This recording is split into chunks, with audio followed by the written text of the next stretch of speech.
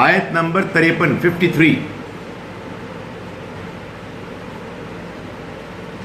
اعوذ باللہ من الشیطان الرجیم بسم اللہ الرحمن الرحیم قل انفقوا طوعا او کرہا لن یتقبل منکم،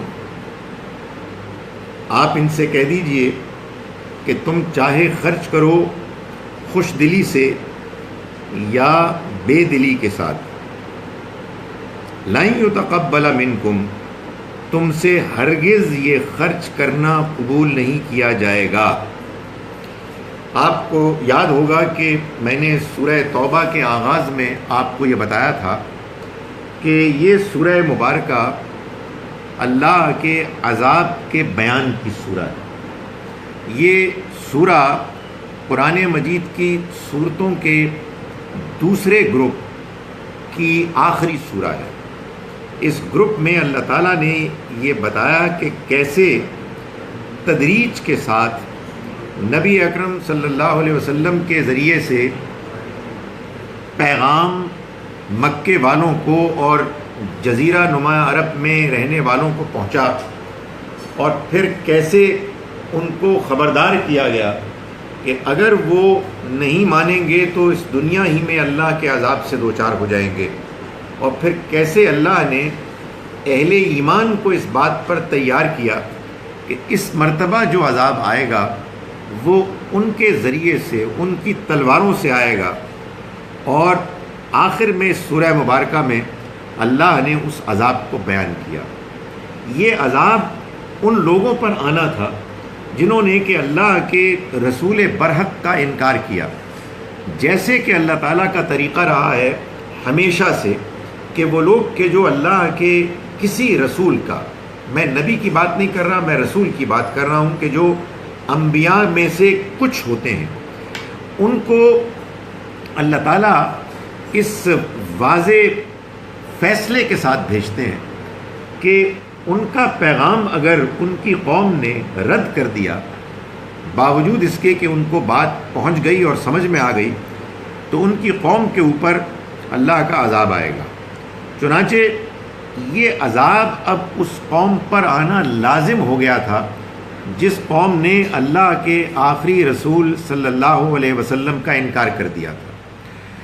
یہ قوم 3 گروہوں پر مشتمل تھی۔ ایک گروہ تھا مشرکین پر مبنی، جو اعلانیہ شرک کرتے بھی تھے اور شرک کو اون بھی کرتے تھے، یعنی وہ اس بات کو برملا کہتے تھے کہ یہ شرک ہی اللہ کا دین ہے اور ہم اس کے ماننے والے ہیں۔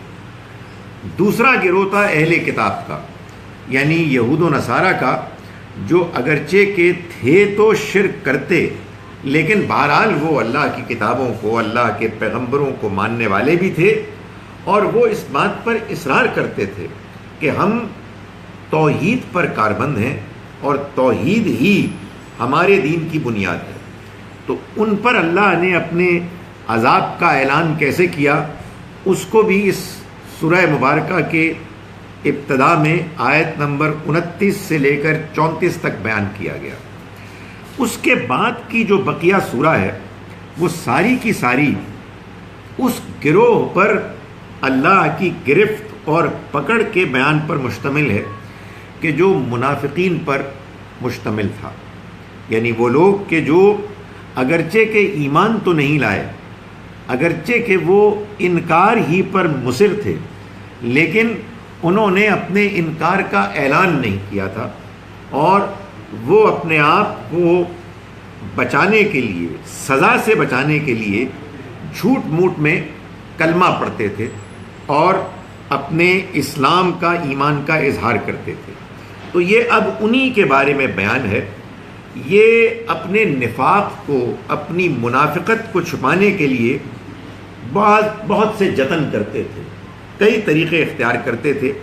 اس میں ایک طریقہ یہ بھی تھا کہ وہ بعض اوقات مسلمانوں کو اس بات پر کنونس کرنے کے لیے کہ وہ ایمان لائے ہیں، وہ کچھ خرچ کرتے تھے اللہ کے راستے میں۔ تو فرمایا کہ اپنے نفاق کو چھپانے کے لیے یہ جو کچھ خرچ کرتے ہیں یہ ان سے کہہ دو قل انفقوا طوعا او کرہا کہ تم خرچ کرو چاہے خوشی سے چاہے ناخوشی سے، لن یتقبل منکم تم سے یہ ہرگز قبول نہیں کیے جائیں گے، یعنی تم جو کچھ بھی کرو گے اللہ تعالیٰ اس کو قبول نہیں کرے گا۔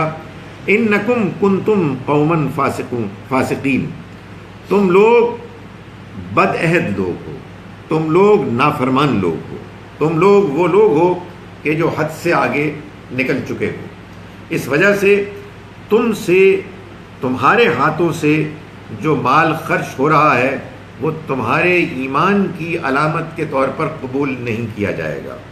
یہ بھی ان بہت سی آیات میں سے ایک آیت ہے کہ جو اب ہم اپلائی نہیں کر سکتے۔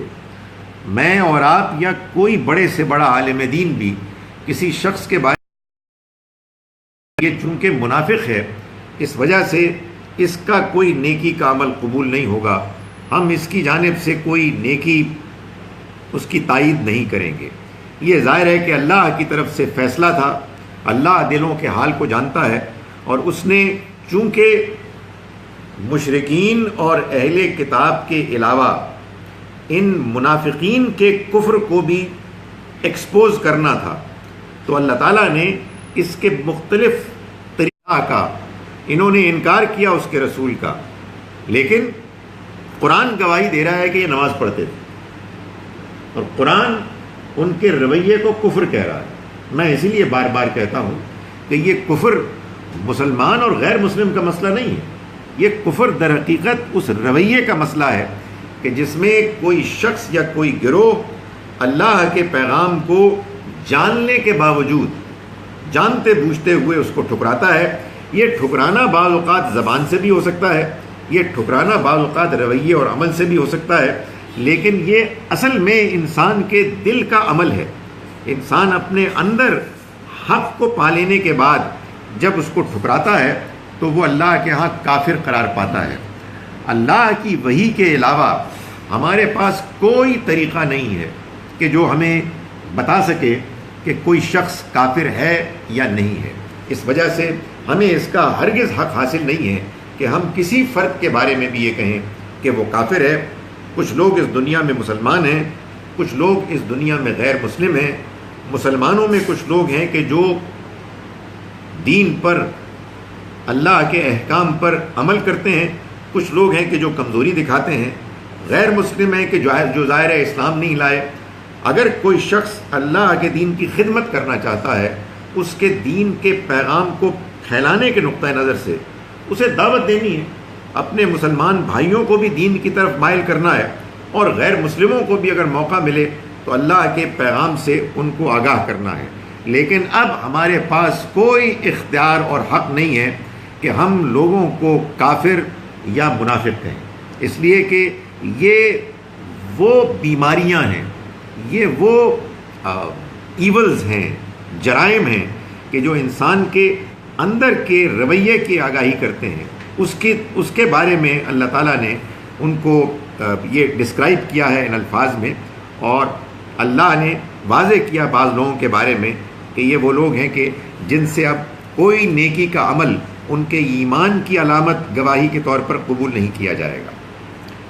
فَلَا تُعْجِبْكَ أَمْوَالُهُمْ وَلَا أَوْلَادُهُمْ چنانچہ تم کو ان کا مال اور ان کی اولاد متاثر نہ کرے، یعنی تم اس کو کوئی حیثیت نہ دو، کوئی وقت نہ دو، یہ نہ سمجھو کہ یہ بڑے کچھ خوش قسمت ہیں، اللہ نے ان کو نوازا ہے، نہیں۔ انما یرید اللہ لیعذبہم بہا، اللہ تو بس چاہتا ہے کہ ان کے ذریعے سے انہیں سزا دے، فی الحیات الدنیا، دنیا کی زندگی میں، وتزہق انفسہم، اور ان کی جان نکلے، انہیں موت آئے، وہم کافرون، اس حالت میں کہ وہ کافر ہوں۔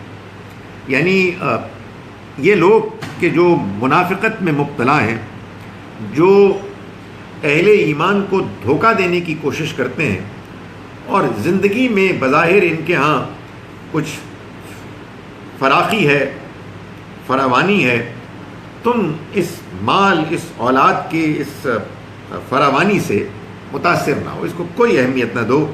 یہ در حقیقت اللہ تعالیٰ نے اس دنیا میں ان کو سزا دینے کے لیے انہی کے ذریعے سے ان کو دیا ہے، یعنی اب یہ اس کی پریشانیوں میں گم رہیں گے، انہی کے مصائب میں، مشکلات میں مبتلا رہیں گے، اور اس میں اتنے زیادہ غرق ہو جائیں گے کہ ان کو موت آئے گی کفر کی حالت میں، ان کو توبہ اور ایمان نصیب نہیں ہوگی۔ چنانچہ یہ جو ابھی آپ نے ترجمے میں کہا کہ اللہ چاہتا ہے، تو تقدیر تو صادر ہو گئی، اس کا مطلب ہے مریں گے وہ اسی طرح؟ جی، یعنی میں نے ابھی اس کا ترجمہ کیا، اور شاید میں وہ تشریح نہ کرتا جو اب آپ کے سوال کے نتیجے میں مجھے کرنی ضروری ہو گئی ہے، وہ اس لیے کہ میں بھول گیا تھا۔ دیکھیں، بات یہ ہے کہ قرآن مجید میں اللہ تعالیٰ نے یہ بات بیان فرمائی ہے کہ ایمان لانے کے لیے، ہدایت پانے کے لیے کچھ شرائط ہیں۔ وہ شرائط ایسی ہیں کہ جو ہر انسان پوری کر سکتا ہے، شمال، جنوب، مشرق، مغرب، مسلمانوں میں رہنے والا، غیر مسلموں میں رہنے والا، سب پوری کر سکتے ہیں۔ ظاہر ہے کہ اپنے اپنے حالات پر ڈیپینڈ کرتا ہے، لیکن موٹی موٹی بات یہ ہے کہ اگر انسان کے اندر ہدایت کی طلب ہے، وہ ہدایت چاہتا ہے، اور اس کے سامنے اللہ کا پیغام پیش کیا جا رہا ہے، تو اسے لازماً ہدایت مل جائے گی۔ اس کے اندر ہدایت کی طلب ہے، اس کے سامنے اللہ کا پیغام ٹھیک طرح سے پیش نہیں کیا جاتا، یہ مقدمہ اس کی عدالت میں جائے گا اور یہ فیصلہ ہوگا کہ جرم کس کا ہے۔ اس کے اندر ہدایت کی طلب نہیں ہے اور اس کے سامنے ہدایت پیش کی جا رہی ہے، اس کو ہدایت نہیں ملے، یہ خدا کا فیصلہ ہے۔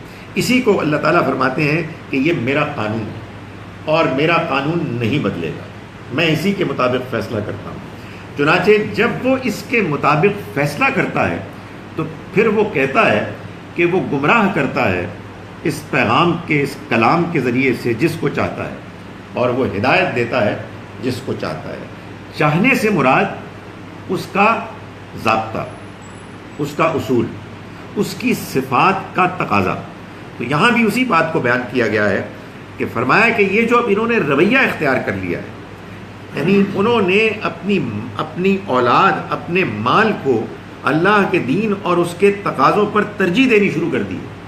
ان کے سامنے بار بار اللہ کا پیغام آیا، انہوں نے اس کو کوئی حیثیت نہیں دی، اور اس کے بعد وہ اپنے اسی دنیاوی اغراض کے پیچھے پڑے رہے، دھوکہ دیتے رہے، جھوٹ بولتے رہے۔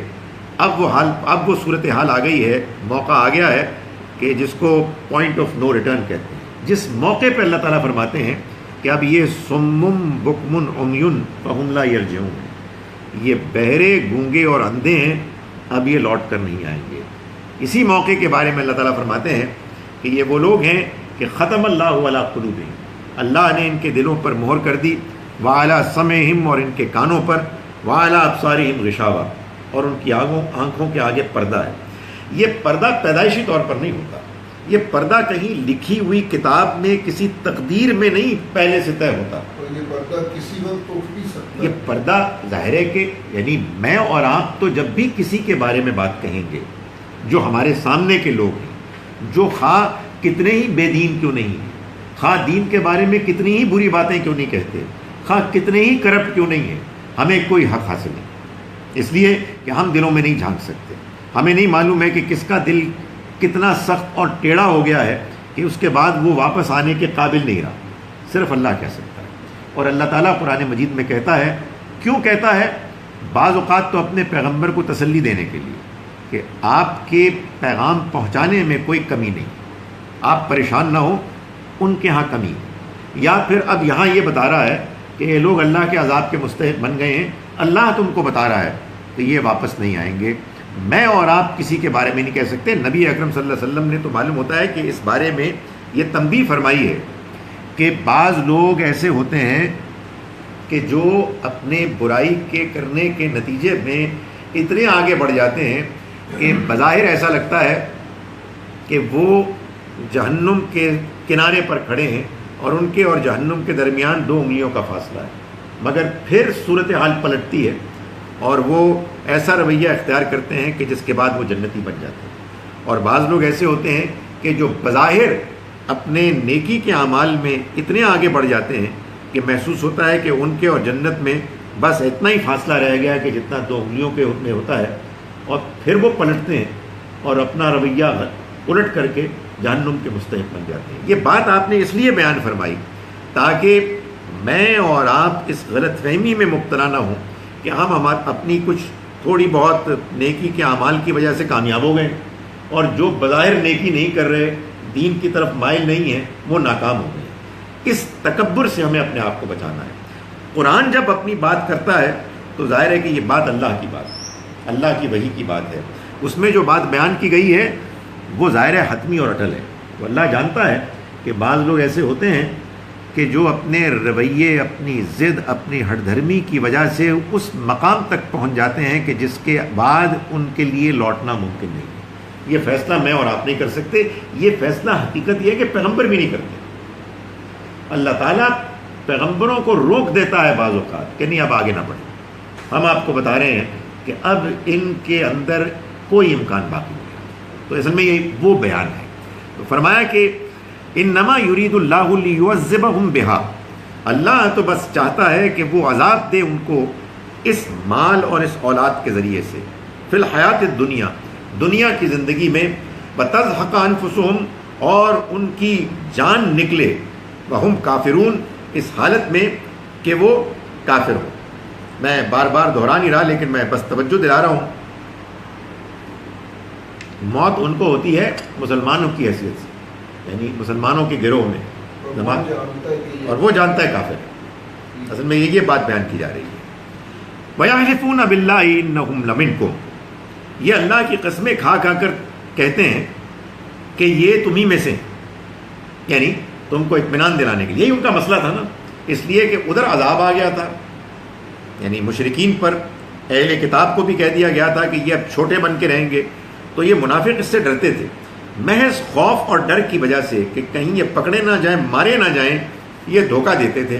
تو فرمایا کہ یہ قسمیں کھاتے ہیں اللہ کی کہ یہ تم میں سے ہیں، وما ہم منکم، حالانکہ یہ تم میں سے نہیں ہیں، ولکنہم قوم یفرقون، بلکہ یہ ایسے لوگ ہیں کہ جو ڈرتے ہیں، یعنی ان کا یہ ڈر ہے کہ کہیں یہ پکڑے نہ جائیں، اور پکڑے جائیں تو پھر سزا نہ پائیں، اس وجہ سے وہ یہ سب جتن کر رہے ہیں، تم لوگوں کو متاثر کرنے کی کوشش کر رہے ہیں کہ یہ تمہیں میں سے ہیں۔ وَلَوْ يَجِدُونَ مَلْجَأً أَوْ مَغَارَاتٍ أَوْ مُدَّخَلًا لَوَلَّوْا إِلَيْهِ وَهُمْ يَجْمَعُونَ، اگر یہ کوئی ٹھکانہ پالیں یا کوئی غار ان کو مل جائے یا کوئی اور جگہ گھس بیٹھنے کی مل جائے تو وہ اس کی طرف لازماً جائیں گے، بھاگ کھڑے ہوں گے، وہم یجمعون، ایسے جیسے کہ رسیاں چھڑا کے جانور جاتا ہے، یعنی رسی توڑا کر بھاگیں گے، اس طرح نکلیں گے۔ ہوتا ہے نا بعض جانوروں کا پکڑا ہوا ہوتا ہے تو وہ نکلنے کی کوشش کرتے ہیں، تو یہ فرمایا کہ یہ اصل میں ان کے پاس چوائس ہی کوئی نہیں، یہ پھنس گئے ہیں، ایمان نہیں لائے ہیں، دھوکہ دے رہے ہیں، اور یہ ڈر ہے کہ جس کی وجہ سے یہ ساری حرکتیں کر رہے ہیں۔ اگر ان کو کوئی بھاگنے کی جگہ مل جائے، کوئی غار مل جائے تو یہ بھاگ جائیں گے رسیاں چھڑا کر، لیکن صورتحال یہ ہے کہ ان کو ابھی اس طرح کی کوئی چیز حاصل نہیں ہوئی۔ وَمِنْهُمْ مَنْ يَلْزِمُكَ فِي الصَّدَقَاتِ، اور ان میں سے ایسے بھی ہیں کہ جو آپ کو صدقات کے معاملے میں الزام لگاتے ہیں، آپ پر عیب لگاتے ہیں، یعنی نبی اکرم صلی اللہ علیہ وسلم پر۔ ظاہر ہے آپ سوچئے کہ ایمان لانے کے بعد انسان کا اللہ کے پیغمبر کے بارے میں جو رویہ ہوتا ہے وہ حد درجے ادب کا، اطاعت کا، ہر وقت آپ کی جانب سے اگر کوئی بات حکم کی ہو تو اس کو سر آنکھوں پر لینے کا ہوتا ہے۔ آدمی کو احساس ہوتا ہے کہ میں اس ہستی کو اب اپنے سامنے پا رہا ہوں کہ جو اللہ کی وحی حاصل کرتے ہیں، جن کو اللہ نے چنا ہے، تو ایمان کا تو یہ نتیجہ نکلنا چاہیے۔ اور کہاں یہ بے نصیبے لوگ کہ یہ کیا کرتے تھے کہ ان میں سے بعض لوگ نبی اکرم صلی اللہ علیہ وسلم جب صدقات کو تقسیم کرتے تو آپ پر اللہ معاف کرے الزام لگاتے کہ اس میں آپ نے ہمیں نظر انداز کیا ہے اور اپنی پسند کو پیش نظر رکھا ہے۔ فَإِنْ عُوتُوا مِنْهَا رَضُوا، پھر اگر وہ اس میں سے دے دیے جاتے تو وہ راضی ہوتے۔ وَإِنْ لَمْ يُعْطَوْا، اور اگر وہ نہ دیے جاتے اِذَا هُمْ يَسْخَطُونَ، تو وہ ناراض ہو جاتے۔ یعنی ان کو سارا ان کا سروکار لالچ سے کہ ہم مسلمانوں میں ہیں تو ہمیں کچھ مراعات، کچھ پریولیجز ملنی چاہیے۔ اگر صدقات آئے ہیں اور ان کو ڈسٹریبیوٹ کیا گیا ہے تو ہمیں اس میں سے بہتر شیئر ملنا چاہیے۔ ظاہر ہے کہ اللہ کے پیغمبر صلی اللہ علیہ وسلم نے جب صدقات کو تقسیم کیا ہوگا تو اس میں پیش نظر کوئی مقصد ہوگا، اللہ کی طرف سے کوئی ہدایت ہوگی، آپ کی طرف سے کوئی، آپ کے ذہن میں کوئی مصلحت ہوگی۔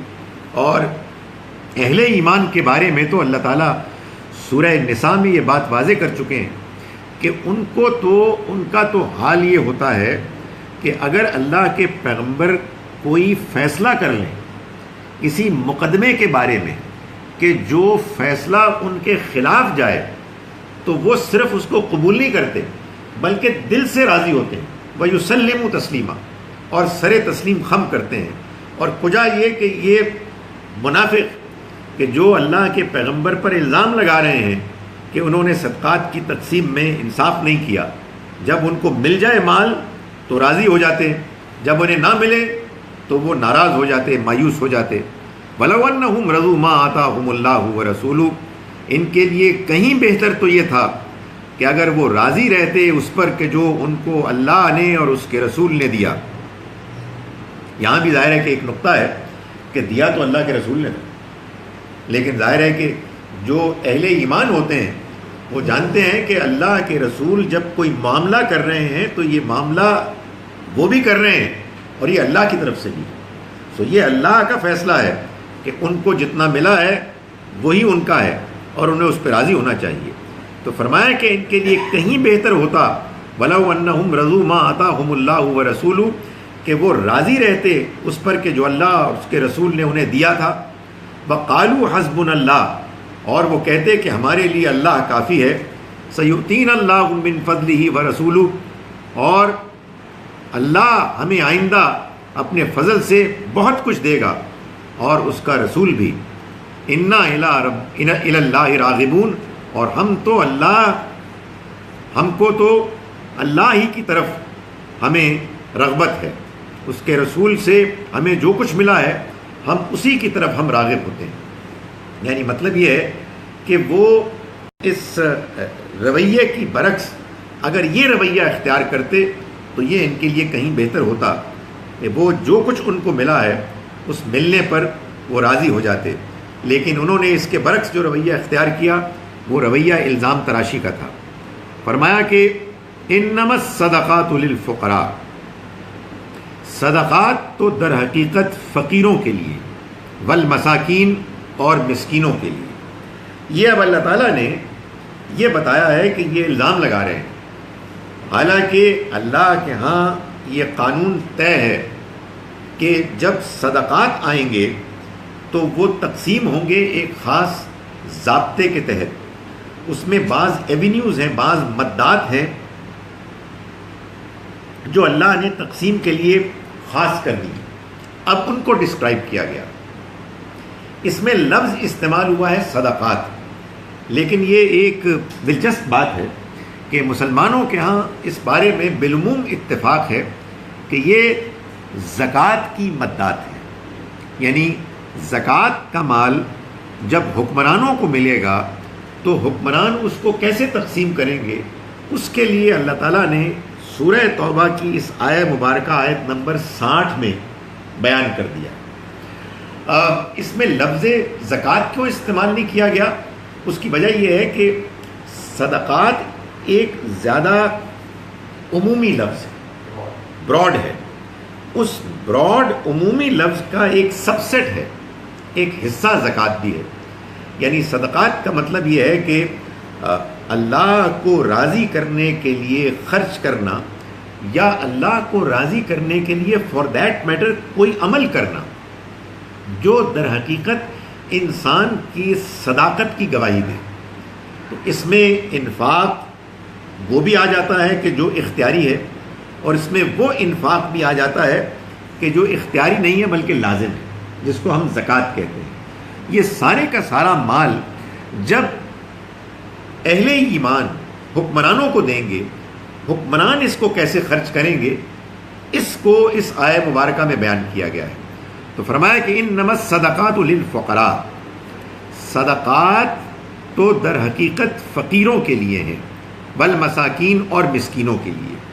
یہ دو مختلف الفاظ استعمال کیے گئے ہیں، ان میں سے ایک تو عام ضرورت مندوں کے لیے ہے کہ وہ کہ جو چاہے کام کرتا ہے چاہے نہیں کرتا، اس کی ضرورتیں اس کے آمدنی سے زیادہ ہیں، اس کو فقیر کہا گیا۔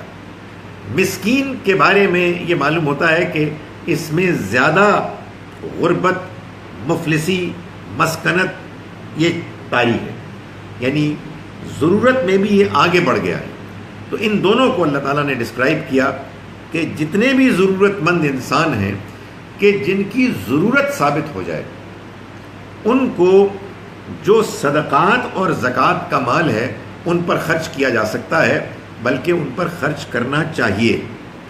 والعاملین علیہا، اور ان کے لیے جو ان کے نظم پر مامور ہیں، یعنی جو زکوٰۃ صدقات کو وصول کرتے ہیں اور پھر اس کو خرچ کرتے ہیں، یعنی وہ کارندے، وہ ورکرز، امپلائیز کہ جو اس مقصد کے لیے حکمرانوں نے اپوائنٹ کیے ہیں اور وہ اس پر عمل کر رہے ہیں، اس مقصد کو حاصل کر رہے ہیں۔ اس میں بعض لوگوں کا خیال یہ ہے کہ ایک صحیح اسلامی حکومت حقیقت میں یہی کام کرتی ہے کہ وہ ایک جانب اہل ایمان سے، مسلمانوں سے صدقات وصول کرتے ہیں اور دوسری جانب ان کو صحیح مدات پر خرچ کرتے ہیں۔ چنانچہ یہ ڈسکرپشن ہے اس پوری مشینری کا کہ جو اس مقصد کے لیے وجود میں آئے کہ ایک جانب سے صدقات وصول کیے جائیں اور دوسری جانب ان کو خرچ کیا جائے۔ والمؤلفۃ قلوبہم، اور جن کی تالیف قلب مطلوب ہے، یعنی وہ لوگ کہ جو ابھی کسی وجہ سے مسلمانوں کے نظم اجتماعی سے دور ہیں، چنانچہ اسلام سے بھی کچھ دور ہیں، لیکن اگر ان پر خرچ کیا جائے تو ان کے دلوں کو قریب لایا جا سکتا ہے۔ یعنی وہ لوگ کہ جو نو مسلم ہیں اور ضرورت مند ہیں، یا وہ کہ ابھی جو اسلام سے دور ہیں اور ان پر خرچ کر کے ان کو قریب لایا جا سکتا ہے۔ یعنی آپ یوں سمجھیے کہ ایک اچھی اسلامی حکومت، اچھے مسلمان حکمران کو یہ جو اچھے مفہوم میں کہہ رہا ہوں سیاسی مقاصد کے لیے، لوگوں کو قریب لانے کے لیے یہ مال خرچ کیا جا سکتا ہے، تالیف قلبی کے لیے، و پھر رقاب، اور گردنوں کے چھڑانے کے لیے، یعنی غلامی کو ختم کرنے کے لیے، غلاموں کو آزاد کرنے کے لیے۔ یہ قرآن مجید کے ان اقدامات میں سے ایک قدم ہے کہ جو قرآن نے اختیار کیا اس مقصد کے لیے کہ غلامی کی لعنت کو ختم کر دیا جائے۔ یہ بات میں بار بار بیان کر چکا ہوں کہ قرآن مجید جب نازل ہو رہا تھا تو غلامی پہلے سے موجود تھی، ایک انسٹیٹیوشن کے طور پر، ایک مسئلے کے حل کے طور پر۔ وہ مسئلہ یہ تھا کہ جنگوں میں جنگی قیدی ہاتھ میں آتے تھے اور ان کا کوئی اور طریقہ نہیں تھا سوائے اس کے کہ ان کو غلام لونڈی بنایا جائے۔ یہ رواج پا چکا تھا، یہ مشہور ہو چکا تھا، اس کے نتیجے میں سوسائٹی میں مختلف ایڈجسٹمنٹس ہو چکی تھیں، بعض اصول طے ہو چکے تھے۔ ظاہر ہے کہ جب کوئی چیز اتنی زیادہ وائڈ اسپریڈ ہو جائے اور اتنی زیادہ اس کا معاشرے میں ایک ڈیپتھ ہو جائے، اس کا اثر ہو جائے، تو پھر اس کو اچانک یک جنبش قلم اوور نائٹ ختم نہیں کیا جا سکتا.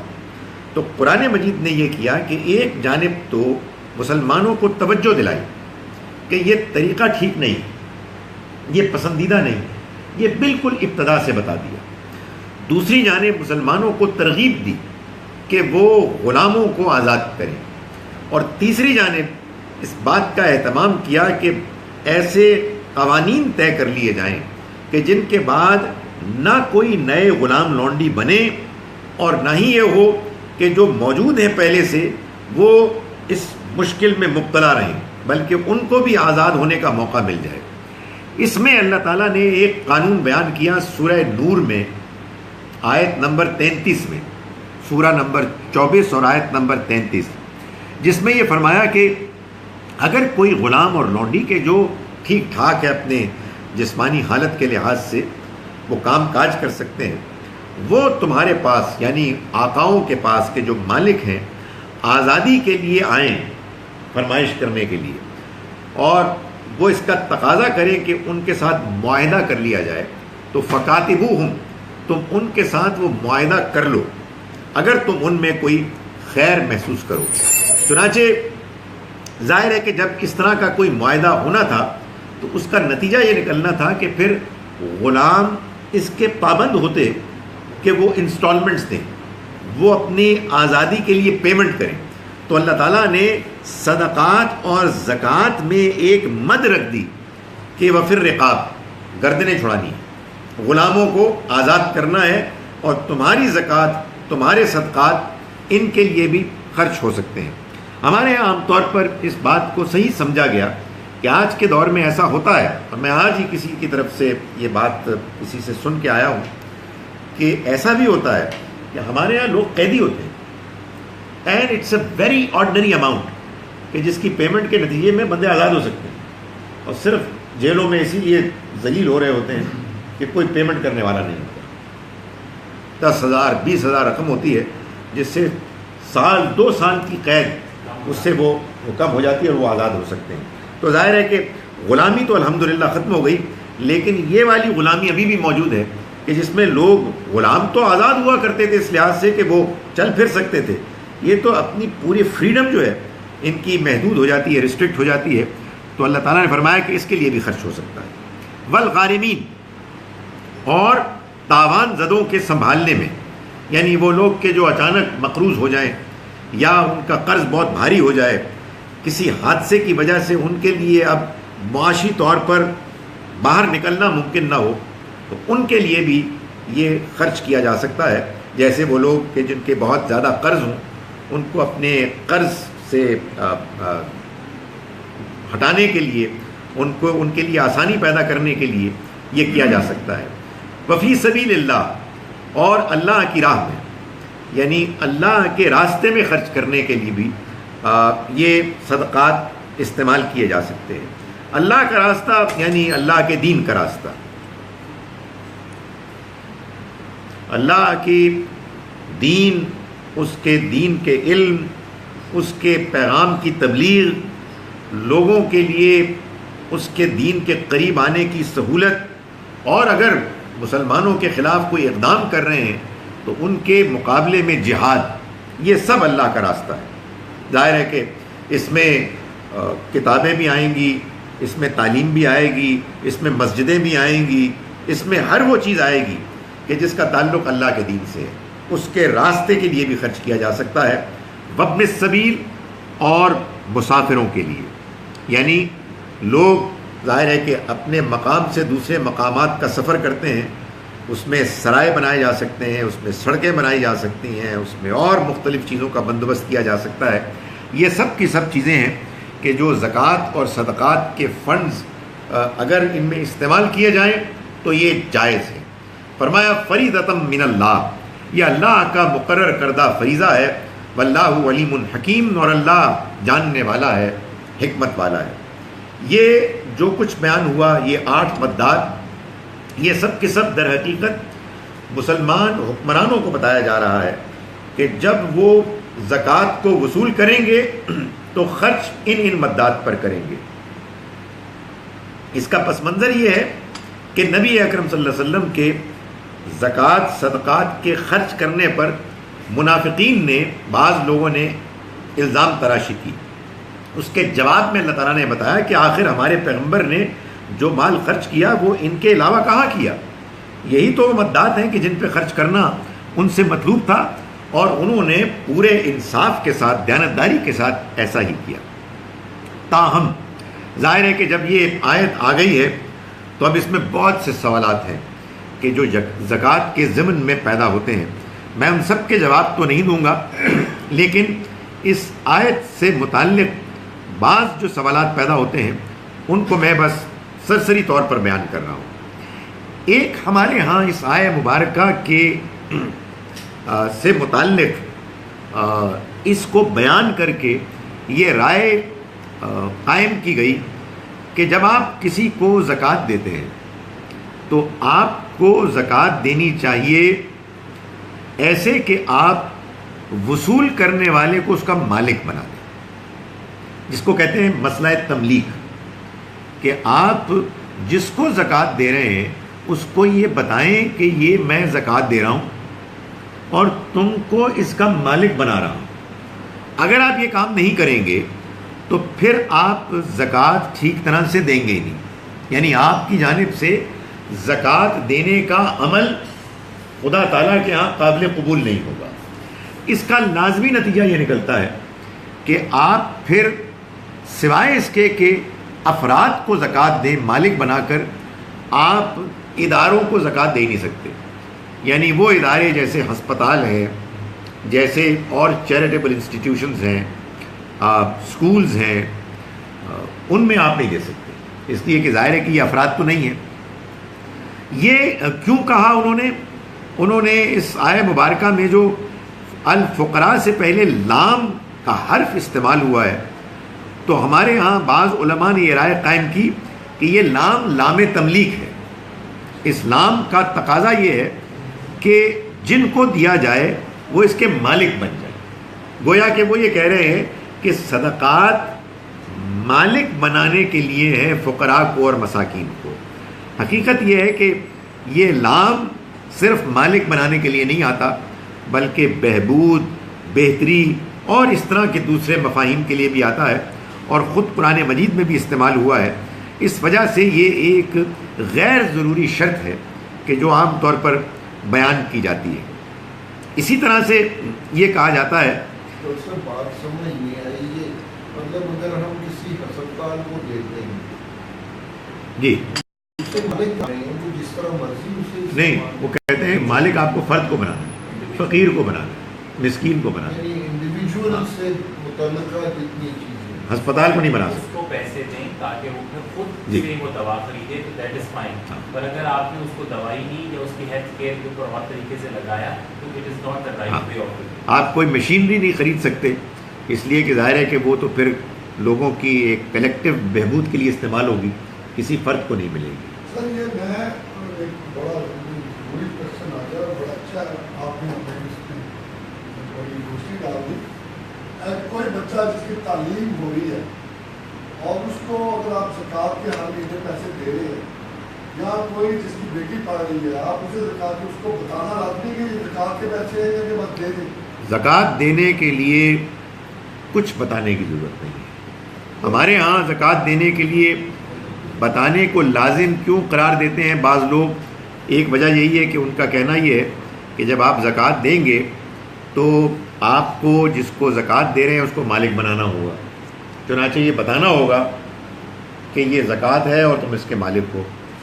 دوسری وجہ یہ بیان کرتے ہیں کہ زکوٰۃ آپ اس کو دے سکتے ہیں کہ جو زکوٰۃ وصول کرنے کا مستحق ہے. جو شخص اس کا مستحق ہی نہیں ہے، اگر آپ اس کو دیں گے تو پھر زکوٰۃ تو ملے گی نہیں، زکوٰۃ صحیح طرح سے خرچ ہی نہیں ہوگی. اور یہ تو وہی شخص بتا سکتا ہے کہ جس کو آپ زکوٰۃ دے رہے ہیں کہ کیا وہ زکوٰۃ وصول کرنے کا مستحق ہے یا نہیں ہے. اب اس سے یہ سوال پیدا ہوتا ہے کہ زکوٰۃ وصول کرنے کا مستحق کون ہوتا ہے؟ تو اس کا جواب وہ دیتے ہیں کہ جو خود زکوٰۃ دے رہا ہے وہ زکوٰۃ وصول کرنے کا مستحق نہیں ہے. جو سید ہے وہ زکوٰۃ وصول کرنے کا مستحق نہیں ہے.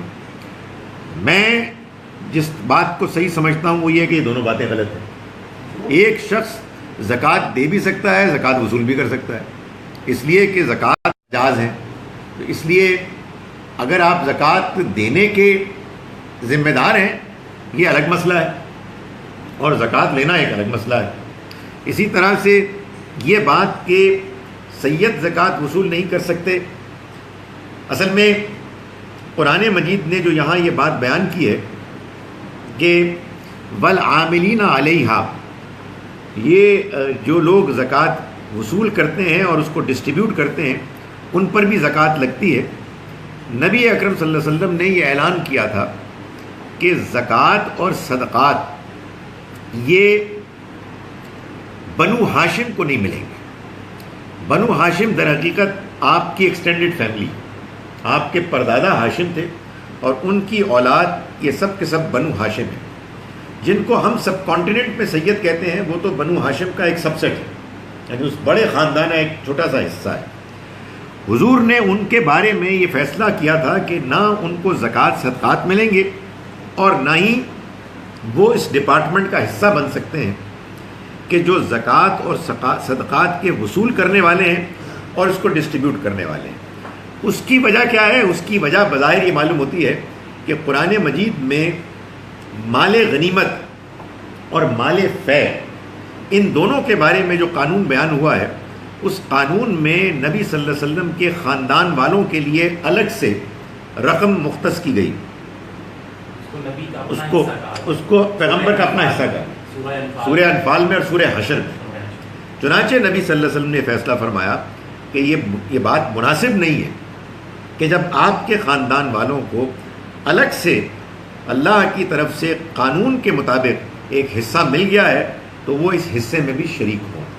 اس کا تعلق آج کے دور سے اگر ہونا ہوتا تو پھر اللہ تعالیٰ کے دین میں، شریعت میں ایک اور اضافی حکم ہونا چاہیے تھا، اور وہ حکم یہ ہوتا کہ تمام بنو ہاشم اپنے شجرے مینٹین کریں، اور اگر کوئی نادرہ کی طرح کا کوئی دفتر وجود میں آ جائے تو وہ بھی الگ سے اس بات کو سرٹن کریں کہ ان مسلمانوں میں بنو ہاشم کون ہے اور کون نہیں ہے. ہم جانتے ہیں کہ اس طرح کا کوئی حکم ہمارے دین میں نہیں ہے.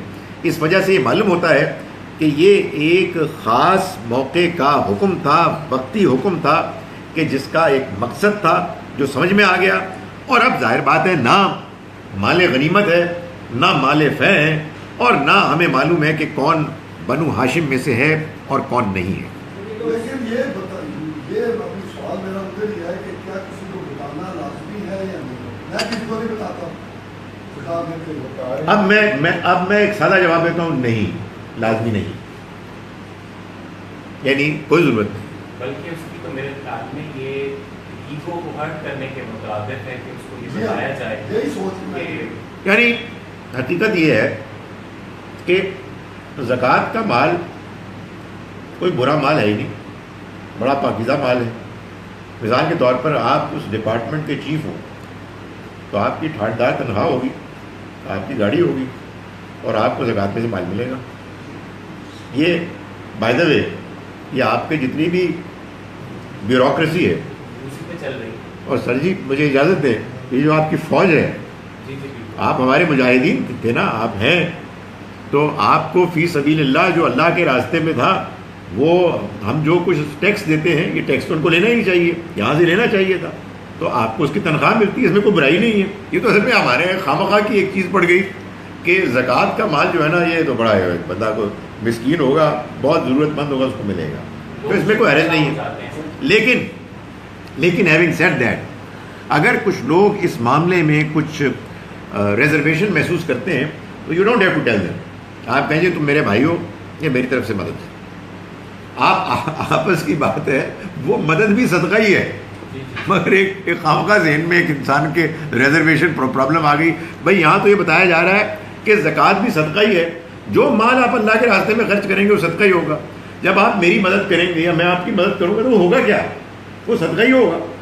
تو لیکن یہ کہ ہمارے یہاں کچھ بعض الفاظ ایسے ہیں کہ جن سے لوگ الرجک ہو گئے. یہاں ایک سوال جی اس سے پہلے اور کیا ہو رہا ہے؟ سر اس کانسیپٹ یہ بھی ہے کہ ہم نان مسلمس کو زکوٰۃ نہیں لگتی، تو مؤلفۃ القلوب جو ابھی بات ہوئی اس میں تو یہ بات سامنے آ گئی واضح کہ وہ نان مسلم جو کمیونٹیز ہمارے ساتھ رہ رہی ہیں اگر ہم ان پہ اسپینڈ کریں گے تو this is very likely that they would be attracted towards اسلام.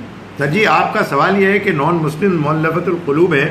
میرا سوال یہ ہے کہ اس آیت میں جس میں اللہ نے 8 مدات بیان کر دی ہیں، یہ اللہ کا کلام ہے، ایک واضح کلام ہے، اس کو کہنے کی اگر ضرورت محسوس ہوتی کہ غیر مسلموں کو نہیں دینا تو کہہ دیتا، کوئی نہیں کہا. سوال تو یہ پیدا ہونا چاہیے غیر مسلموں کو زکوٰۃ نہیں ملنی چاہیے، یہ کدھر سے آ گیا؟ میں آپ کو بتاتا ہوں کہاں سے آیا. ایک لوگ یہ کہتے ہیں کہ نبی اکرم صلی اللہ علیہ وسلم نے جب اپنے زکوٰۃ وصول کرنے والوں کو بھیجا یمن، کارندوں کو، تو آپ نے فرمایا کہ تم ان کے امیروں سے لے کے ان کے غریبوں کو دے دینا. تو لوگوں نے اس کا ایک مطلب یہ لیا کہ مسلمانوں کے امیروں سے لے کے مسلمانوں کے غریبوں کو دے دینا. بھائی اس کا مطلب سادہ سا یہ تھا کہ یمن کے امیروں سے لے کے یمن کے غریبوں کو دینا، یعنی تم مدینہ نہ بھیجنا. مطلب مال درمیان میں ہی ضائع ہو جائے گا، خراب ہو جائے گا. کچھ چیزیں ایسی ہوتی ہیں کہ جن کو اگر آپ اتنا لمبا ٹریول کروائیں گے گرمی میں ضائع ہو جائیں گی، ادھر سے لے کے ادھر ہی دے دو. ایک تو یہ دلیل ہے. اس میں بھی الفاظ کوئی نہیں ہے. سر اس حدیث کی جو ورڈنگ ہے اس پہ کہیں نہیں لکھا ان کے امیروں سے لے کے ان کے غریبوں کو دے دو، یہ اس کی ورڈنگ ہے. نمبر ٹو اور بھی دلچسپ ہے کہ عمر رضی اللہ عنہ نے اپنے خلافت کے زمانے میں یہ فیصلہ کیا کہ میں زکوٰۃ کا مال غیر مسلموں پہ خرچ نہیں کروں گا. بالکل ٹھیک ہے بھائی، آپ ایک ایڈمنسٹریٹر تھے، آپ ملک کے سلطنت کے سربراہ تھے، آپ ایک ایڈمنسٹریٹو فیصلہ کر سکتے تھے. آپ کا فیصلہ یہ بتا رہا ہے کہ نبی صلی اللہ علیہ وسلم کے زمانے میں اور ابو بکر رضی اللہ عنہ کے زمانے میں ایسا نہیں ہوتا تھا. اور یہ آپ نے بالکل صحیح کہا کہ مؤلفۃ قلوبہم جو ہے یہ کس کے لیے ہے؟ یعنی لوگوں کے دلوں کو دین کے قریب لانے کے لیے خرچ کرنا. یہ نو مسلموں کے لیے بھی ہو سکتا ہے اور غیر مسلموں کے لیے بھی ہو سکتا ہے. تو اس لیے اللہ کے دین میں ایسی کوئی چیز نہیں ہے کہ جو ہم کو یہ بتا رہی ہے کہ ہم زکوٰۃ اور صدقات کا مال غیر مسلموں پر خرچ نہیں کر سکتے.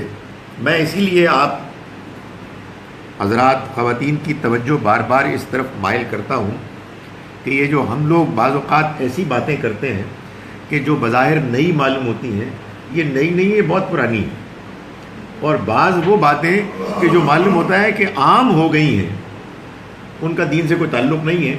اس لیے ہم کو یہ جسارت کرنی پڑتی ہے کہ ہم یہ بتائیں کہ یہ جو مشہور باتیں ہیں کہ کوئی شب برات بھی ہوتی ہے اور کوئی غیر مسلموں کو زکوٰۃ دینے سے روکا بھی گیا ہے، اور یہ بتانا ضروری ہے کہ یہ زکوٰۃ ہم تم کو دے رہے ہیں، یا یہ کہ جو زکوٰۃ دے رہا ہے وہ زکوٰۃ لے نہیں سکتا، یا آپ رشتہ دار. لوگ کہتے ہیں یہ رشتہ داروں کو نہیں دے سکتے. میں لوگوں کو بتاتا ہوں رشتہ دار تو سب سے زیادہ مستحق ہیں. اگر ضرورت مند ہیں تو سب سے پہلے ان کو دینا چاہیے کہ جو آپ سے سب سے زیادہ قریب ہیں. قرآن مجید میں سورہ بقرہ میں اللہ تعالیٰ نے یہ فرمایا یسألونک ماذا ينفقون، یہ آپ سے پوچھتے ہیں کہ آخر کتنا خرچ کریں. قل ما انفقتم من شيء فللوالدین والاقربین، ان سے کہو جو تم خرچ کرتے ہو وہ آخر کس پہ کرتے ہو؟ اپنے والدین اور رشتہ داروں پہ تو کرتے ہو. یعنی تم کس پہ احسان کر رہے ہو؟ کچھ تھے نا اسی طرح کے کمزور لوگ جو کچھ منافقت کے قریب تھے کہ بھائی کتنا خرچ کریں. تو اللہ تعالیٰ جواب یہ دے رہا ہے کہ جو تم اللہ کے راستے میں خرچ کرتے ہو کس پہ کرتے ہو؟ بھائی والدین پہ کرتے ہو، رشتہ داروں پہ کرتے ہو. بھائی والدین آپ کے گھر میں رہ رہے ہیں تو آپ ٹھیک ہے، آپ کے بجٹ کا حصہ ہیں.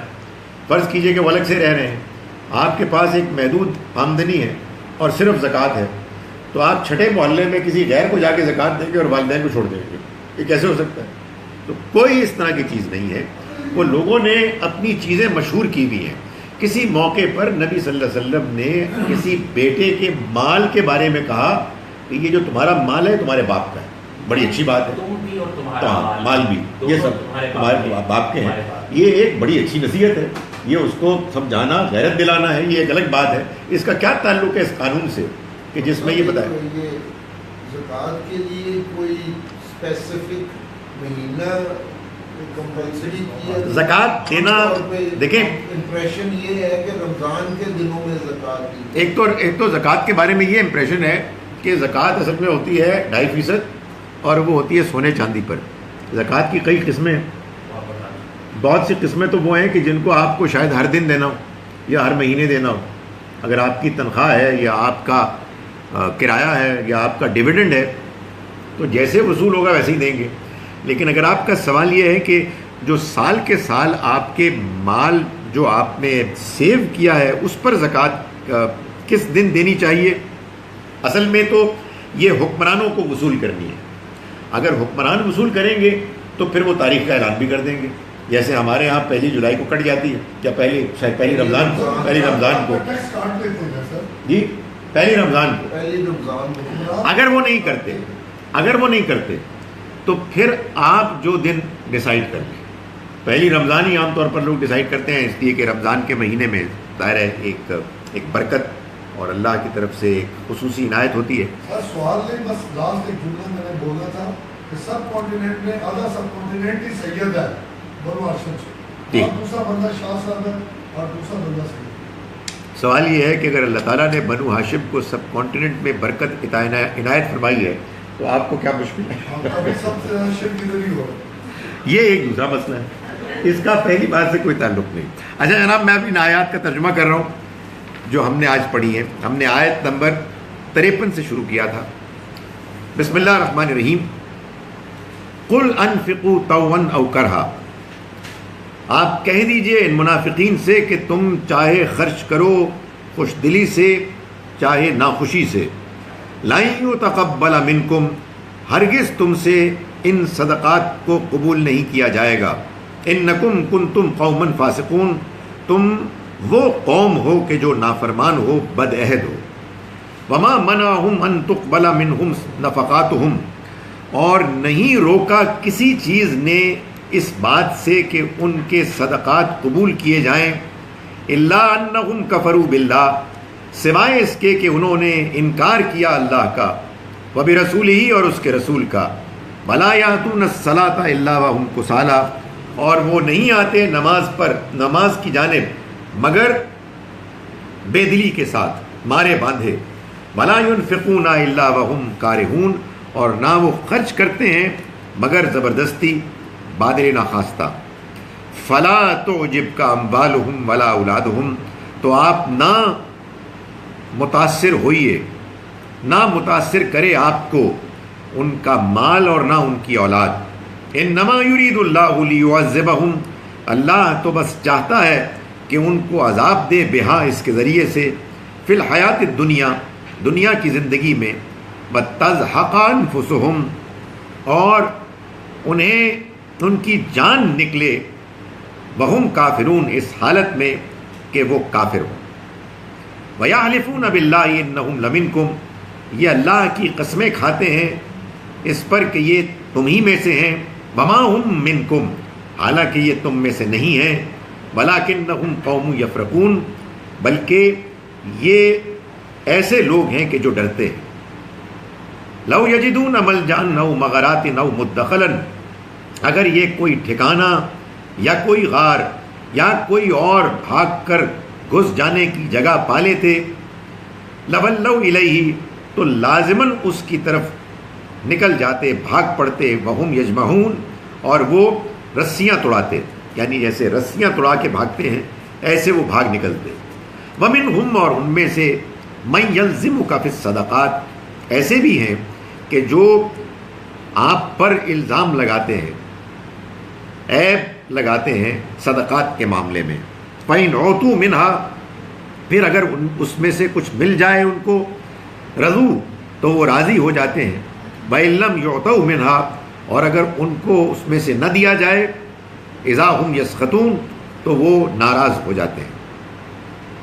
वलौ अन्नहुम रज़ू मा आताहुमुल्लाहु व रसूलुहु, उनके लिए कहीं बेहतर तो ये था कि अगर वो राज़ी हो जाते उस पर के जो दिया उनको अल्लाह ने और उसके रसूल ने। वक़ालू हस्बुनल्लाह, और वो कहते कि हमारे लिए अल्लाह काफ़ी है।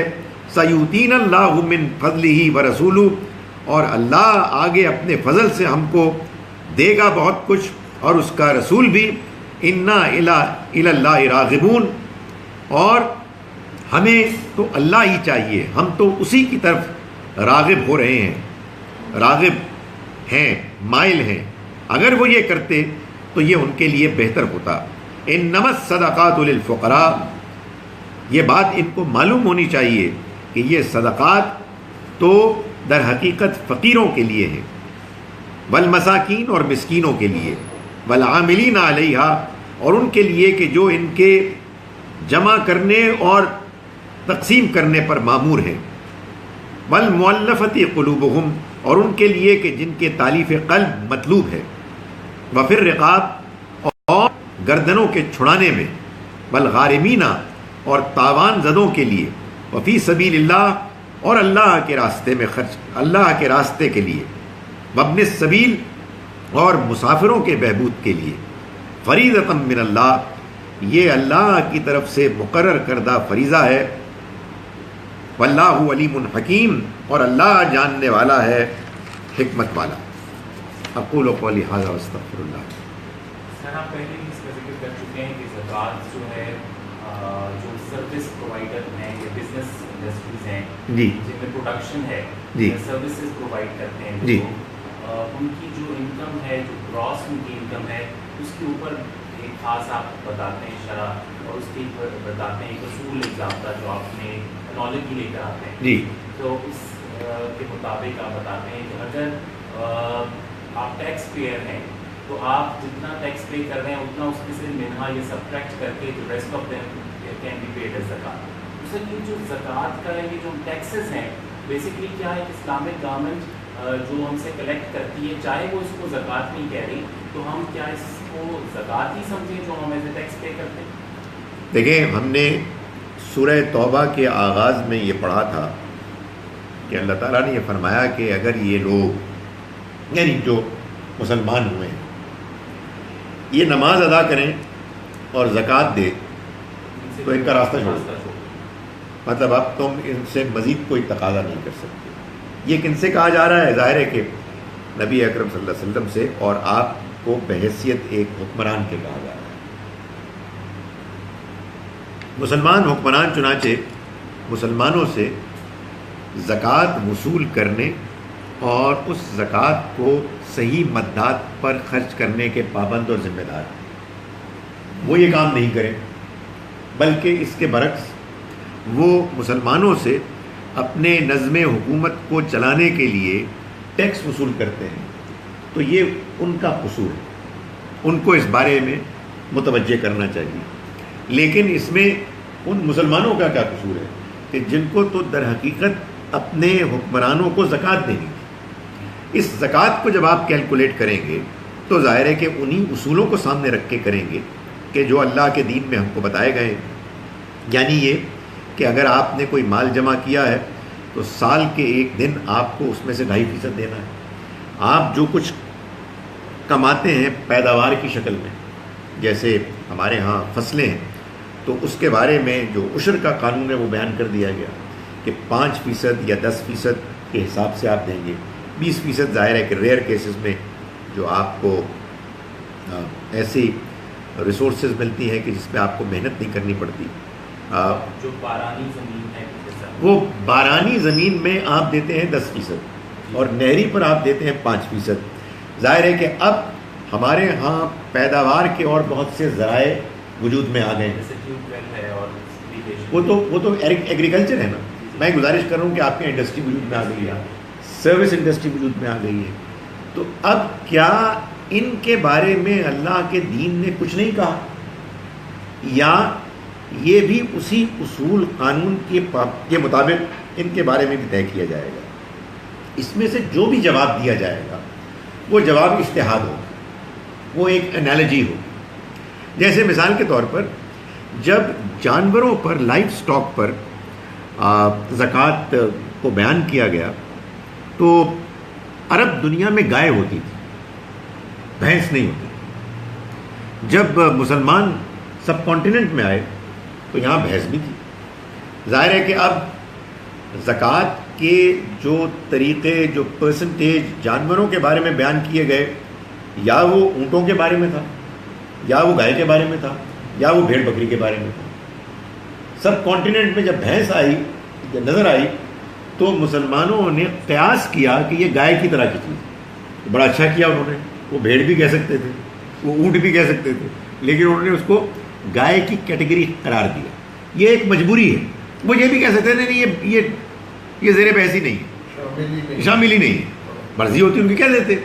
بالکل اسی طرح سے جب ایگریکلچرل پروڈیوس میں ہمیں معلوم ہے کہ 5 اور 10% یہ عشر ہے، عشر اصل میں ایک اور نام ہے اسی لازمی کٹوتی کا، کہ جس کو ہم عام طور پر زکوٰۃ کہتے ہیں۔ تو ظاہر ہے کہ یہ دور جدید میں جو پیداوار کے نئے ذرائع طریقے وجود میں آ گئے ہیں، ان کے بارے میں سوال تو ہوگا کہ کیا ان کے بارے میں دین نے کچھ نہیں کہا، یا ان کو بھی بائی انالوجی ہمیں قیاس کرنا ہوگا انہی جو پروڈکشن کے طریقے ہیں جو پہلے سے جن کو کور کیا گیا ہے ان کی روشنی میں۔ تو جو بات ہم آپ کو بتاتے ہیں یہ اصل میں وہ اجتہاد ہے کہ جو اس قیاس پر مبنی ہے۔ ظاہر ہے کہ اگر مسلمان حکمران اس کا اعلان کر دیں تو پھر تو وہ قانون بن جائے گا، اگر وہ اعلان نہیں کرتے تو پھر لوگوں کو ہم اپنی بات سمجھائیں گے، جس کو سمجھ میں آ جائے گی وہ مان لے گا، جس کو سمجھ میں نہیں آئے گی وہ ان باتوں کو مانے گا جو علماء بیان کر رہے ہیں۔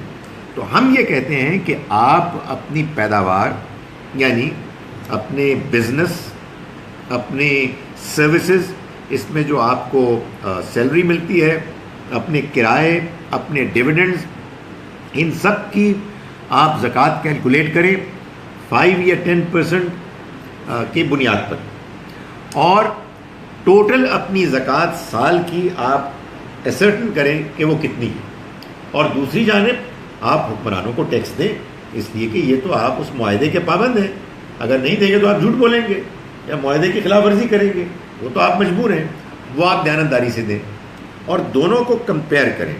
اگر آپ کی زکوٰۃ جتنی بنتی ہے آپ نے ٹیکس اس سے زیادہ دے دیا ہے تو دینا ہی آپ نے حکمرانوں کو تھا، آپ نے وہ دے دیا جو آپ کو دینے کی آپ ذمہ دار تھے، اس کے علاوہ آپ اللہ کے راستے میں خرچ کریں۔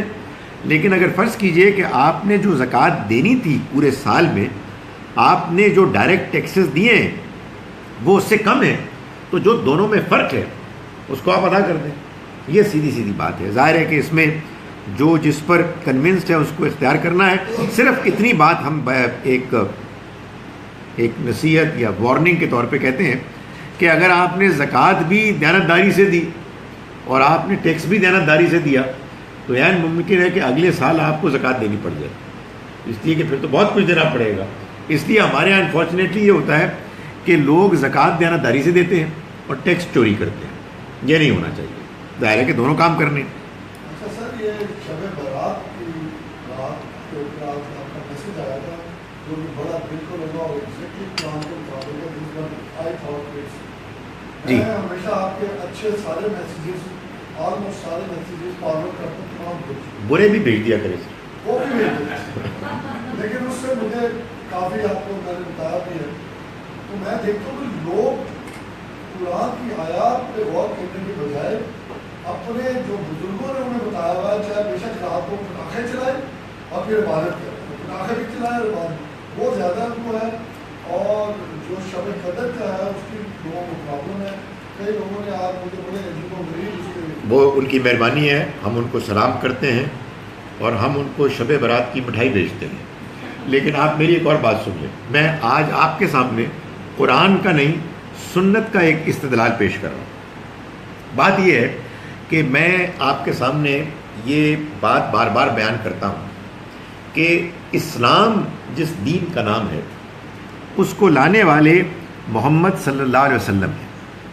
آپ نے یہ اسلام کا پیغام ہم مسلمانوں کو دیا 2 شکلوں میں، ایک قرآن اور ایک سنت۔ قرآن بھی آپ نے اپنے زمانے میں جو نسل تھی مسلمانوں کی سب کے سب کو دے دیا، سب جانتے تھے کہ الحمد سے لے کر والناس تک یہ پورا قرآن ہے، اور یہ اسی طرح سے تب سے لے کے اب تک چلا آ رہا ہے، اس میں کوئی اختلاف نہیں۔ یہی حال سنت کا ہے، نماز، روزہ، حج، زکوٰۃ، عید کی نماز، جمعے کی نماز ایٹسیٹرا، اس میں بھی کوئی اختلاف نہیں۔ سمجھ میں آئی آپ کو بات؟ آپ دنیا میں کہیں چلے جائیں، آپ اگر مسلمان وہاں ہوں گے تو وہ نماز پڑھیں گے، قبلہ رخ ہو کے نماز پڑھیں گے، یعنی جو قرآن کے علاوہ دین ہے سنت پر مشتمل وہ ہر جگہ ہوگا۔ اب اگلی بات، یہ میں آپ کو تجربے سے بتا رہا ہوں، یہ بات شرطیہ ہے کہ سب کانٹیننٹ سے آپ باہر نکل جائیں، بہت سے لوگوں کو شب برات کا پتہ بھی نہیں، دے ہیو نو آئیڈیا۔ یہ خدا کے دین میں نہیں ہو سکتا، یہ بات نہیں ہو سکتی کہ مسلمان ہے، پریکٹسنگ مسلمان ہے، نماز پڑھتا ہے، لیکن اسے یہ نہیں معلوم ہے کہ اللہ کے پیغمبر نے ایک اور رات عبادت کے لیے بتائی تھی، لیکن وہ ہمیں پتہ ہی نہیں لگی، والدین نے بتائی تھی۔ اپنی زندگی میں تو کرتے ہیں نا، جی اپنی زندگی میں بھی اس طرح کرتے ہیں نا، ہم نے تو نہیں کیا۔ نہیں، دیکھیں میں اسی سے تو آپ کو بچا رہا ہوں۔ اپنی زندگی میں آپ کرتے نہ کرتے، اصل میں آپ اس خبر پہ جا رہی ہیں۔ ہمارے ہاں جو مسئلہ ہے وہ یہ ہے کہ لوگوں نے دین سیکھا ہے خبر واحد سے، یعنی جس کو آپ حدیث کہتے ہیں، وہ چاہے کتنی بھی کمزور کیوں نہ ہو، وہ کہتے کیا تو آئے تو ادھر سے، جب آپ کہتے ہیں نا آپ نے کیا ہے یا نہیں کیا ہے تو اصل میں آپ ادھر جا رہے ہیں۔ میں یہ کہتا ہوں کہ اس میں اللہ تعالیٰ نے ہم کو ڈالا ہی نہیں ہے۔ وہ جو خبریں ہیں وہ ہمیں بڑی عزیز ہیں، یہ بھی ایک غلط الزام ہے کہ ہم اس کو اہمیت نہیں دیتے، ہم اس کو اس کے مقام پر کھڑا کرتے ہیں۔ یعنی کوئی آدمی یہ کہنا شروع کر دے کہ مسیح علیہ السلام جو ہیں اللہ کے بیٹے ہیں نعوذ باللہ، اور ہم کہیں گے وہ نہیں ہیں، تو وہ کہیں گے کہ آپ مسیح علیہ السلام کے ساتھ گستاخی کر رہے ہیں، تو یہ تو زیادتی ہے نا بھائی، آپ مبالغہ کر رہے ہیں۔ ہم تو آپ کو اس عظیم پیغمبر کا صحیح مقام بتا رہے ہیں۔ بالکل اسی طرح سے ہم آپ کو یہ بتا رہے ہیں کہ حدیث بڑی زبردست چیز ہے، لیکن اس کو اپنے مقام پر رکھیں۔ ڈاکٹر صاحب کسی حدیث کو ہی کوٹ کرتے ہیں کہ شبرات کی رات کو اللہ تعالیٰ تقدیر لکھتا ہے آنے والے وقتوں کی، ایک سال کی، اور دنیا سے جس نے جانا ترجیح ہے اس کا نام کاٹا۔ فیہا یفرق من کل امر حکیم، اس رات کو ہر حکمت والے معاملے کو طے کیا جاتا ہے۔ یہ رات کون سی ہے؟ انا انزلناہ فی لیلۃ مبارکہ، ہم نے اس قرآن کو مبارک رات میں نازل کیا۔ یہ وہی رات ہے جس کی تشریح سورہ قدر میں پہلی آیت میں ہے، انا انزلناہ فی لیلۃ القدر، ہم نے اس کو قدر کی رات میں نازل کیا۔ قرآن مجید یہ بتا رہا ہے کہ شہر رمضان الذی انزل فیہ القرآن، رمضان کا مہینہ وہ ہے جس میں قرآن نازل ہوا۔ یہ بڑی سادہ سی ایک ایکویشن ہے جس سے یہ معلوم ہوتا ہے کہ وہ رات جس میں قرآن نازل ہوا، جس کو کہ آپ لیلۃ مبارکہ بھی کہہ سکتے ہیں، جس کو آپ لیلۃ القدر بھی کہہ سکتے ہیں، یہ رمضان کی رات ہے۔ چنانچہ یہ وہ شب قدر ہے کہ جو منائی جاتی ہے۔ اس لیے ایک اپنی تو بات کلیئر کر دیا، جی۔ ایک اور بتا دیجیے کہ شعبان میں روزہ رکھنا اور عین 15 شعبان کو روزہ رکھنا، ویسے تو روزہ ہے شعبان کا سسٹم سنت سے یہ ہے میرے خیال میں کہ شعبان میں روزہ وہ کثرت سے رکھتے تھے، اس کے پہلے ہاف میں یا دوسرے میں یا کچھ اس کے بارے میں کچھ بتا دیں۔ یعنی شعبان میں آپ کی جانب سے روزے رکھنے کا ذکر ہے۔ عام مہینوں میں 13ویں 14ویں اور 15ویں کی جو رات ہے اس کا جو دن ہے آگے آتا، ان دنوں میں روزہ رکھنے کی ترغیب دی گئی ہے۔ چنانچہ روزہ اگر کوئی رکھتا ہے بہت اچھی بات ہے، یہ ایک پسندیدہ نفلی عبادت ہے، لیکن اس کو قرآن مجید کے اس بیان سے کنفیوز نہیں کرنا چاہیے۔ جی، لیکن اگر ہم کوئی آبزرو کرنا چاہ رہا ہے ہاں تو کوئی مسئلہ ہی نہیں ہے۔ 15 شعبان کا روزہ بہرحال سنت سے ثابت ہے، میں تو کہہ رہا ہوں 13 14 کا بھی، 13 اور 14۔ تو 15 کو اگر آپ رکھتے ہیں بڑی اچھی بات ہے، لیکن اس کو اس سے الگ کر لیں۔ اور یہ بس آخری بات ہے، اس کے بعد اگر آپ مجھے اجازت دیں گے تو یہاں سے کچھ سوال لے لوں گا، کہ یہ اصل میں مسلمانوں کا سب کانٹیننٹ میں ایک پرابلم رہا ہے، ویک پوائنٹ، کہ انہوں نے ہندو میجورٹی جو ان کے آس پاس تھی، ان کے دین میں بعض چیزیں ایسی دیکھی جو ان کو اٹریکٹیو لگی، تو انہوں نے کہا یار ہمارے یہاں بھی نہ ہو جائے۔ یہ بالکل وہی بات ہے کہ جو موسیٰ علیہ السلام کے ساتھیوں نے کہا کہ جی کوئی ہم دیکھتے ہیں آس پاس لوگ یہ بت بنائے ہوئے کو ہم بھی نہ بنا لیں کچھ. ہمیں بھی بتائیں. انہوں نے بچڑا بنایا تھا. تو متفق ہو سکیں, تو اتفاق کر سکیں. تو ہندوؤں میں مثال کے طور پر مجھے یہ بات معلوم ہوئی کہ جب وہ اپنے ڈیڈ باڈی اٹھاتے ہیں کسی کی جو رخصت ہوتا ہے دنیا سے, تو وہ کچھ پڑھتے ہیں فلاں کی جے, تو مسلمانوں نے کلمہ شہادت نکال دیا سب کانٹیننٹ میں. یہ آپ کو کہیں اور نہیں ملے گا. ویسے بھی کلمہ شہادت یہ عربی نہیں ہے, فارسی ہے. تو اسی طرح سے مسلمانوں نے محسوس کیا کہ یار یہ تو ہولی مناتے ہیں اور کوئی ان کے اور چیزیں ہوتی ہیں, پٹاخے ہوتے ہیں, رنگ ہوتے ہیں, یار ہمارا تو بڑا پھیکا سا دین ہے. تو انہوں نے پٹاخے لے آئے اور یہ شب برات شروع ہوگی. اب اس کو آپ ختم نہیں کر سکتے, اس لیے کہ روایت جو ہے نا, روایت یہ جب پڑ جائے, اور خاص طور پر یہ ہو کہ یار میرے والدین ان کے والدین نے کی ہے, تو آپ زیادہ اسمارٹ ہیں. اور پھر کوئی ایک کمزور سی کوئی حدیث بھی آ گئی اس میں, تو اس کے بعد یہ کمپلیٹ ہو گیا. سب سے بڑا المیہ جو ہے وہ یہ ہے کہ شب برات کو شب برات سمجھا جاتا ہے. براتوں میں جو خوشیاں منائی جاتی ہیں یہ بالکل صحیح بات, بالکل صحیح, یہی بات ہے. آج صبح برات صبح دفتر آتے بندے نہیں جائیں گے. اچھا جناب, میں یہ مجھے آتش بازی ہوتی تھی, بھائی بھائی شغل تو لگتا تھا مجھے بڑا بڑا سر, ہم تو بچپن میں بڑا شغل ہوتا ہے. وہ بھی ختم ہو گیا. سر ہمارے ساتھ رہیں گے تو بہت بورنگ سا ہے, لیکن اس بورنگ میسج میں یعنی بڑی ایکسائٹمنٹ ہے.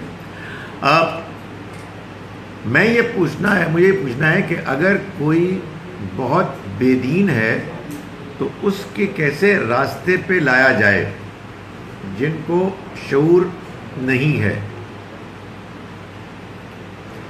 سمجھائیں کیسے کہ اگر سمجھ جائے تو اگر برا مان جاتے ہیں. دیکھیں جی, بات یہ ہے کہ ہمیں دین کو اللہ کے پیش کرنا ہے حکمت کے ساتھ, ہمیں کسی کے اوپر ٹھوسنا نہیں ہے.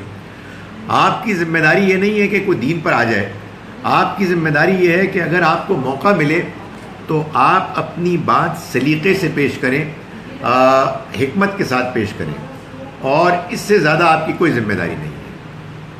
حنفی مسلک والے کہتے ہیں کہ نصاب ضروری ہے اور مالک بنانا ضروری ہے. نصاب تو ہم بھی کہتے ہیں ضروری ہے, یعنی ایسا نہیں ہے کہ آپ کے پاس مثال کے طور پر اتنا مال نہیں ہے کہ جتنا اگر مال ہو تو تبھی آپ زکوٰۃ دے سکتے ہیں. لیکن نصاب کے بارے میں بھی یہ جان لیجئے کہ نصاب چاندی اور سونا دونوں میں ڈسکرائب کیا گیا ہے. اب صورتحال یہ ہے کہ 7.5 تولہ سونا 52 تولے چاندی کے مقابلے میں کہیں زیادہ قیمتی ہے. تو ظاہر ہے کہ اس میں یہ بات واضح ہونی چاہیے کہ اصل نصاب چاندی ہے, سونا نہیں ہے. 52 تولے چاندی میرا خیال ہے کوئی 45-50 ہزار روپے کے برابر ہے. جس کے پاس اتنی سیونگ ہے اس کو زکوٰۃ دینی ہے. کین زکوٰۃ بھی گیون ٹو ونز مدر. بھائی بات یہ ہے کہ آپ کی والدہ آپ کے گھر میں رہتی ہیں تو آپ کے بجٹ کا حصہ ہونا چاہیے. یعنی میں یہ ایک عام نصیحت کی بات کر رہا ہوں. لیکن اگر فرض کیجئے کہ آپ کے حالات ایسے ہیں کہ آپ کا بجٹ بس اتنا ہی ہے کہ جس میں آپ بیوی بچوں کو کی ضرورت پوری کر سکتے ہیں, اور ماں کی کوئی بیماری ہے اور اگر آپ نے زکوٰۃ کے علاوہ خرچ کیا تو آپ مقروض ہو جائیں گے, تو یقیناً دے سکتے ہیں, یعنی کوئی رکاوٹ نہیں ہے. لیکن عام طور پر اس میں یہی سمجھا گیا ہے کہ وہ تو ظاہر ہے کہ آپ کے گھر کا حصہ ہے. When you revise the translation, please tell the name of the surah also. Okay. بعض لوگ لیٹ آتے ہیں. سورہ توبہ تھی, اس کی آیات تھی. سر لوگ شب برات کو کے موقع پر حلوہ وغیرہ تقسیم کرتے ہیں, اس کے بارے میں کچھ بتائیں کہ یہ کیسا عمل ہے, یعنی ریسیو کرنا یا بھیجنا. بھیجنے کی تو کوئی وجہ ہونی چاہیے, یعنی اگر آپ اس کو بھیج رہے ہیں کسی دینی مقصد کے تحت تو یہ بدعت ہے, اور اگر آپ اس کو ایسے ہی بھیج رہے ہیں تو پہلے بتا دیں کہ کیوں بھیج رہے ہیں. اور اگر آپ اس کے کھانے کے بارے میں پوچھ رہے ہیں تو اگر آپ کو شوگر ہے تو پلیز نہ کھائیں. کھانا تو بدعت نہیں سر اگر آپ میں کھا کر آئے ہیں, وہ سر آپ کی نیت پر ہے, کوئی مسئلہ نہیں.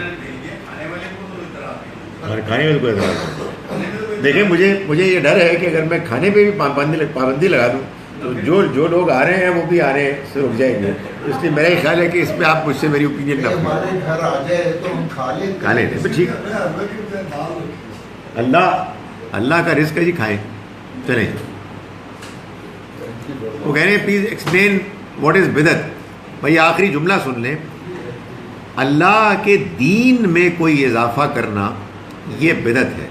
جو چیز دنیاوی ہے وہ بدعت نہیں ہوتی، دین بدعت ہوتی ہے۔ یعنی آپ نماز میں اضافہ کر لیں، کسی دین میں کسی نئے دن کا آغاز کو شامل کر لیں، کہ کوئی نئی رات شامل کر لیں، کوئی چیز ایسی کہ جو دین میں حضور نے نہیں بتائی اور آپ اس کو شامل کر رہے ہیں، تو یہ بدعت ہے۔